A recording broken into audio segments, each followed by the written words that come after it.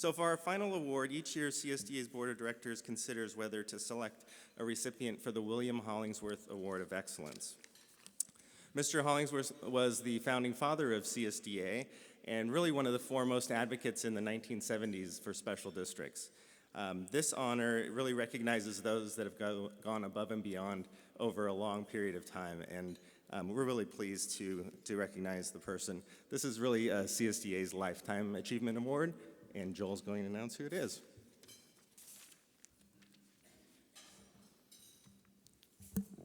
So again, I get the honor of presenting this award or announcing this recipient this year. Again, an incredible individual. So this year, our 2019 Hollingsworth Award winner, selected by the CSDA Board of Directors.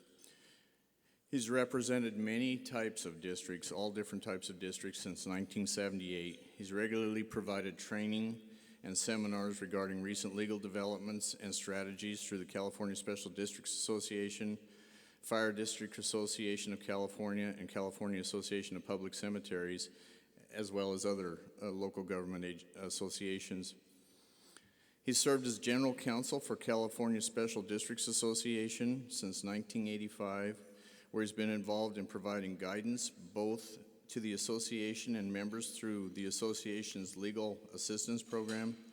Additionally, he has been involved in major statewide ballot initiatives affecting and benefiting CSDA members, as well as providing critical guidance related to the use of public funds in these efforts. He's also worked with Special District Risk Management Authority, providing counsel on workers' compensation matters and analysis of legislation that could impact members of all types of special districts. Further, he has served on the council for the CSDA Finance Corporation since it began in 1988 and regularly reviews transaction documents for special district financing completed through the corporation. He's always been willing to support and assist both CSDA and its members in many areas from legislation to professional development and provided critical legal guidance on key issues. So if you've not guessed right now, please join me in welcoming Mr. David McMurchie up here.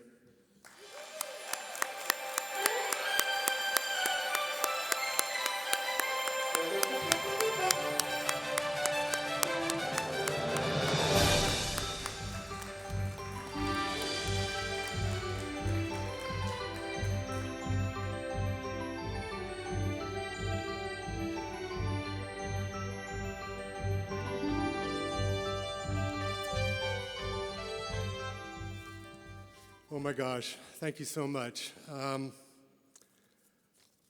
was sitting in my car reading my emails in the middle of August and trying to get caught up, and I got an email from Neil, and so I didn't even look at the byline. I'm just going through, and I get about 3 lines into it, and it says that I've been selected to receive this award, and it was a jaw-dropping moment for me. I was overwhelmed then. I remain overwhelmed now, as you can tell from my voice. I'm going to spend a couple of minutes telling you why I am overwhelmed. First of all, lawyers don't get awards, except for maybe other lawyers. And they certainly don't get awards from their clients. And I don't think they ever get awards from their favorite client. So that means a lot to me. I had the pleasure to work with Bill Hollingsworth when I first started working for CSDA in 1985. I got a chance to work with him very closely when I was the general counsel and the administrator for the Special District Workers' Compensation Authority from about 1991 to 2001 before it merged into SDRMA. He was on my board. He was a man of great principle, great commitment, great passion, great persistence, great humility, and a folksy wit that was very contagious. All those things made him a very effective leader and a very effective consensus builder. And I think because of his presence, that's one of the reasons why you see the CSDA that you see today. I have to tell you a story that he was very instrumental when we were first getting Special District Workers' Compensation Authority together about creating a safety program for member districts to get proactive about safety in order to reduce claims and thereby reduce claims costs, which of course saves everybody in the pool premium dollars. And so we created a safety committee, 3 members of the board and me. And all my committee members lived in Southern California, and my practice was in Sacramento, so I would travel down to Los Angeles every 2 months, and we would have safety committee meetings trying to put together the outlines of this safety program. We would have those meetings in my king bedroom at the Ontario Marriott. And there were 2 chairs and 1 table and 4 of us, and 2 of us would sit on the bed while we did our work. I never knew that getting ready for board meetings involved making the perfect bed, but that's what I did. And that story typifies for me the difference in what I saw in CSDA in 1985 and what I see in CSDA today. The expansion and the growth and the maturation and sophistication of CSDA over the 34 years that I've been working with CSDA is absolutely astounding to me and unprecedented. I have represented many nonprofit corporations in my 42-year legal career. I've represented many nonprofit associations of local government agencies. I've represented many independent districts of various types, but I have never witnessed the type of growth and maturation and sophistication that I have seen in the development of CSDA in the last 34 years. Just some examples. In 1985, we had 1 part-time executive director whose full-time job was working as a lobbyist for the Nossaman law firm. We had 1 part-time contract lobbyist, Ralph Heim, and we had me. And that was it. And we had a board of directors. Now, CSDA has 26 total staff people. They have 4 people in administration, 3 people in professional development, 6 people in advocacy and public affairs, 6 field coordinators, 4 member services people, 3 in publications. We have our affiliates. Special District Workers' Compensation Authority, when I stopped working with them in 1981, had 85 members. That became the Workers' Compensation Program for SDRMA. They now have 492 members. They also have 500 members in their property and liability. They have a $50 million net worth. The Finance Corporation, since 1988, when I was fortunate enough to work in the formation of that organization and have served as their legal counsel since, has done over $1 billion with a B dollars of capital financing for public works projects for special districts in California since 1988. Those are phenomenal numbers. You don't see that with other organizations. I would submit to you, I don't know that you see it with the League. I don't know that you see it with CSAC, but you do see it with CSDA, and that is a very impressive feat. Educational programs. I mean, in the early days, the only educational programs we had were at the annual conference. And we might have, the first conference I went to in 1986 had less than 100 people. We have 850 people at this conference. We had less than 100 members in 1985. We have 1,200 members of CSDA today. We had educational programs last year. We had 43 workshops at which 861 people attended. We had 34 live webinars at which 972 people participated. We had on-demand webinars that 1,176 people participated in. And we had 7 different conferences, including this conference, at which 1,838 people participated. Now that is called outreach. That is called effective outreach. That's called effective training. I want to spend a minute asking this question: how did we do this? And after reflecting on it for a while, my thought is the answer is simple and it's obvious. It's you. It's all of you. It's each of you.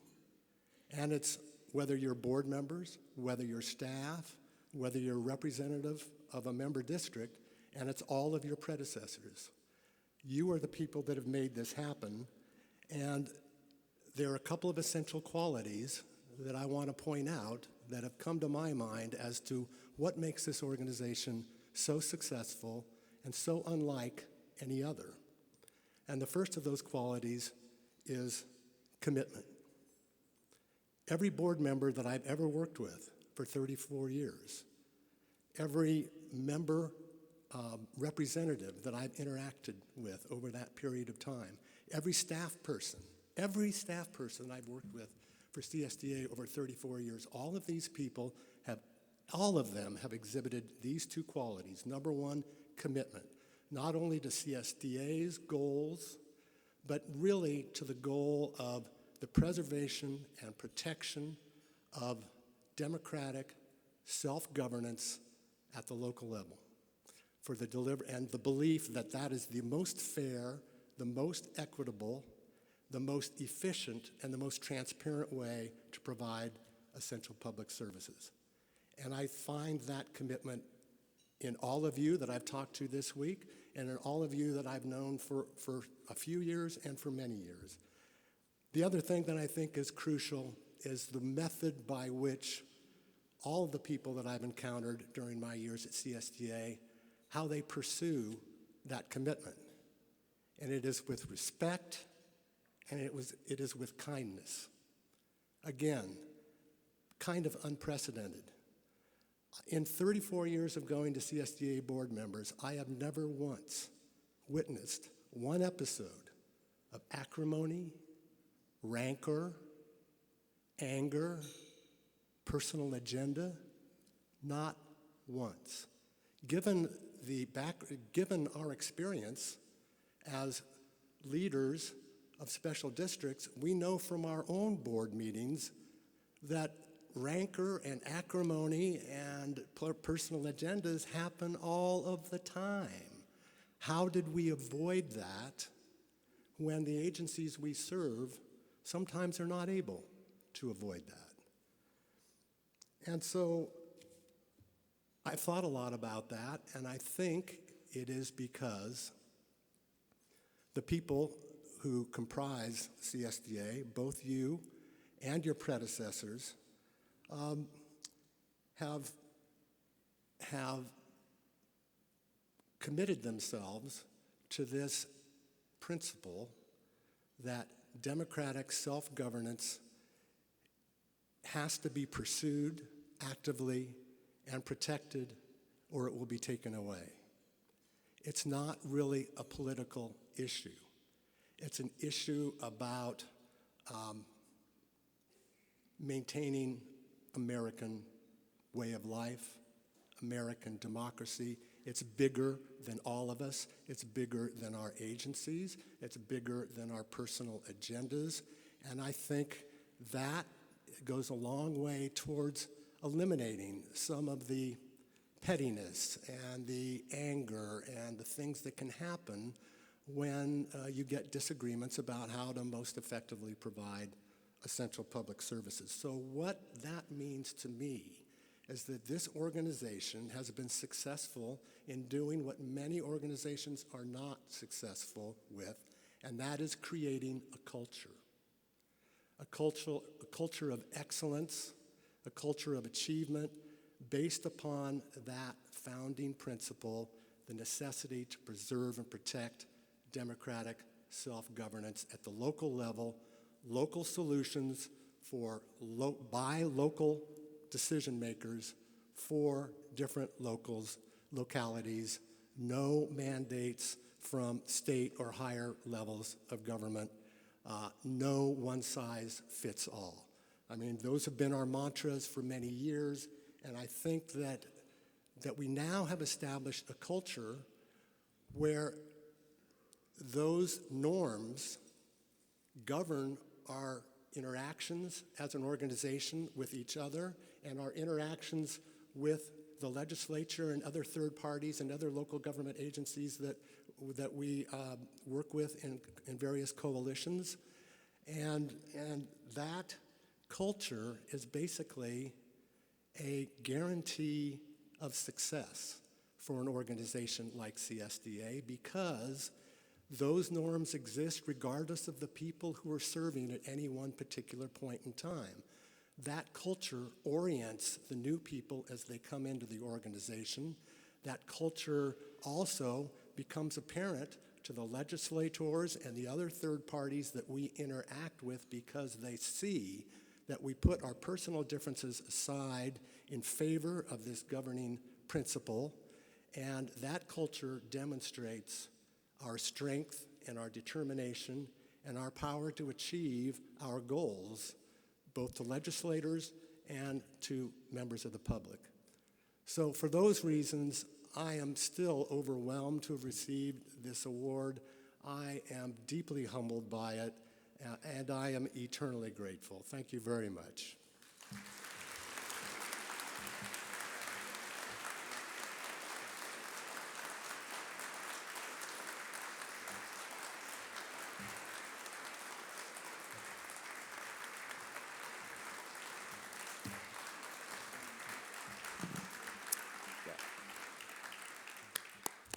Congratulations again, David. I've had the pleasure of working with David for almost 18 years at CSDA now, and I can tell you his contributions are immeasurable, and CSDA, like Mr. Hollingsworth, wouldn't be where it's at without David's support and help. So.